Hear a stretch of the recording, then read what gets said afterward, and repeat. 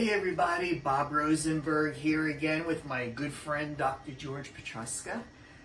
And George had wanted to give a little update on the Lyme's disease video we did last time.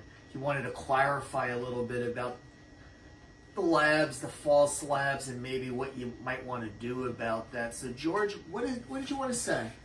All right. The last video we had talked about some of the lab tests that you can do for Lyme's disease, one of which is a Lyme titer, or what they term as an E-Lyse. Right. And the turnaround on that is pretty quick, as I had mentioned, but if the patient that you're testing happens to be taking supplements and specifically a lot of supplements, Could throw it off, huh? more often than not, okay, you could get what is termed as a false negative. But the way you can make that determination is the reason you ordered the Lyme titer to begin with is because the patient had the Lyme's clinical presentation. So with that in mind, you had the clinical presentation, and even though you have the false negative, what you could go ahead and do is order a few more tests. And the test you would want to order first is a CBC. And probably what you're going to notice on the CBC is going to be within normal limits. However, you're going to see elevations in the eosinophils, which would indicate an allergic response. And in the neutrophils, which once again would indicate a allergic response and a response to the disease. And they're going to be right on the edge or equivocal as opposed to being positive. And then another test you would order to kind of verify that you had a false negative would be like a C-reactive protein and a sed rate. And if you have a positive C-reactive protein, that indicates there's inflammation. One of the part of the clinical presentation of Lyme's.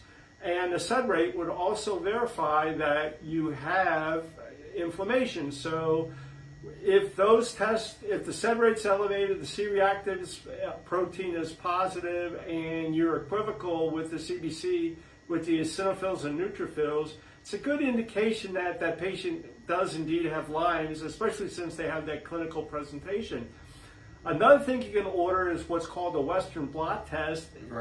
It could be positive, but there's a great chance that that's also going to be negative.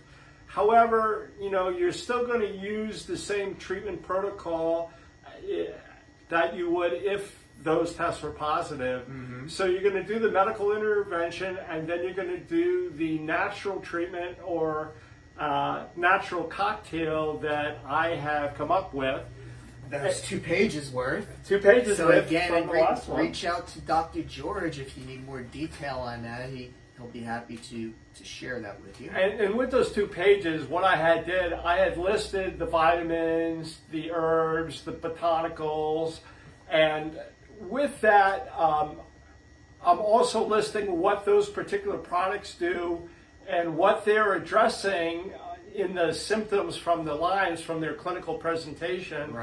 And it's a 90-day treatment, so you start that when you start the medical intervention, except that's over after 30 days, and you continue this for another 60. But what we're also doing with that is I'm going to make recommendations of how you should take those products.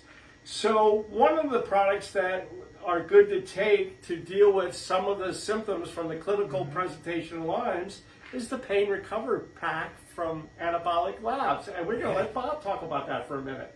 Thanks. But before we do, can we just let everybody know that you didn't beat this once, you beat this twice. And let's hope you don't have to do it 3 times. And the first time I had what looked like a mosquito bite, but I had a positive Lyme's titer. And the second time I actually had a bullseye. So I want to clarify that. So the Pain Recovery Pack that you were talking about, George, is real simply, it's just a bottle of Salazane, which is a natural aspirin. So and you get headaches when you have Lyme's. And it's not going to upset the gut the way a traditional aspirin is, because it's cause you leaky gut syndrome. It's not metabolically active till after it's out of the gut. Not an NSAID. Correct. And then you also have the Zymane, which is a blend of proteolytic enzymes and soft tissue healing response nutrients. So it goes right after the source of inflammation. And you're going to have inflammation. That's one of the underlying symptoms of the clinical presentation of Lyme's. And with that, these are some ways that you could address some of those symptoms, and they're part of my natural cocktail. Yeah, and again, reach back out to Dr. George if you need more details on that. Go see the previous video that he has. I know he's made a few different links on his website. So correct, and we are going to be doing ongoing videos in our series about Lyme's. So look for Bob and I shortly in the near future. All right. Well, as always, it was great. It was great. Love seeing you, and let's just hope this is a Lymes-free season for you. Absolutely. This is the time of the year where Lyme's is more prevalent than any other time. So this is the time you need to exercise that caution, and we will let you know about the cocktail, the natural cocktail, in our upcoming videos. So look forward, to that. Well, elbow bump until the next one. Have a great day. See ya.